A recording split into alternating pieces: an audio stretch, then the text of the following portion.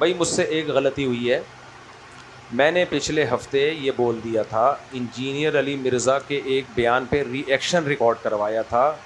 میرے سامنے انجینئر علی مرزا کا ایک بیان آیا. اس بیان میں یہ میں اتنے احترام سے نام بھی کیوں لے رہا ہوں کہ انجینئر علی مرزا صاحب کے کسی اسٹوڈنٹ نے ہم سے رابطہ کر کے بولا ہے کہ آپ جو انجینئر کو جہلم والی سرکار بولتے ہو یہ ہمیں بالکل پسند نہیں ہے. تو اس وقت سے میں نے پھر کہا جب نہیں پسند ہے تو پھر احترام سے نام لینا چاہیے کسی بھی بندے کا. اختلاف کرو لیکن بات تمیز سے کرے آدمی.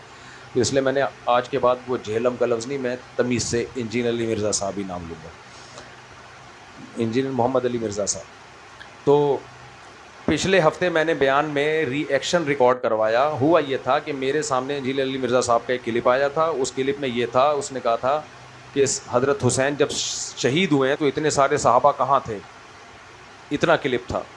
تو مجھے لگا کہ یہ تو صحابہ کی گستاخی ہے کہ آپ صحابہ پہ طنز کر رہے ہو. تو میں نے اس کا جواب دیا کہ بھائی کیسے ممکن تھا وہاں کربلا میں مدد کے لیے پہنچنا, اور صحابہ تو زیادہ تر بوڑھے بھی ہو گئے تھے, اور کوئی واٹس ایپ کا دور تھوڑی تھا کہ فوراً اطلاع ملی.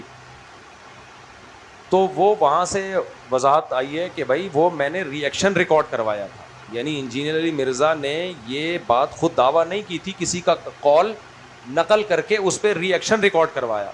کلپ کاٹنے والے نے یہ خیانت کی ہے کہ اتنی بات نکال لی.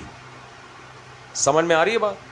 جیسے میں یہ بات کہوں کہ قادیانی یہ کہتے ہیں کہ مرزا غلام احمد قادیانی نبی ہے. اب میرا کوئی اتنا سا جملہ نکال لے کہ مرزا غلام احمد قادیانی نبی ہے اور اس پہ ری ایکشن ریکارڈ کروائے تو یہ غلط ہو جائے گا نا. تو یہ جو یوٹیوبرز ہیں یا یوٹیوب. السلام علیکم ورحمۃ اللہ وبرکاتہ. مفتی طارق مسعود صاحب کا یہ جو بیان اپلوڈ کروایا ہے جس میں مفتی صاحب علی مرزا انجینئر علی مرزا سے معافی مانگتا ہے اور اس میں اپنی غلطی کا اظہار بھی کرتا ہے. تو پہلی بات اس بیان سے جو میں نے اپلوڈ کرایا ہے اس کا مقصد کیا ہے کہ اس سے مفتی طارق مسعود صاحب کا اعلیٰ ظرفی معلوم ہو رہی ہے کہ وہ کس طرح اپنی غلطی کسی سیکولر لبرل آدمی کے خلاف اپنی غلط بیانی غلط ری ایکشن کو غلط کہہ کر دوبارہ اس پر بیان اور وضاحت کے لیے بیان اپلوڈ کرا رہا ہے, ریکارڈنگ کروا رہا ہے. یہ ان کی اعلیٰ ظرفی کی نشاندہی ہے.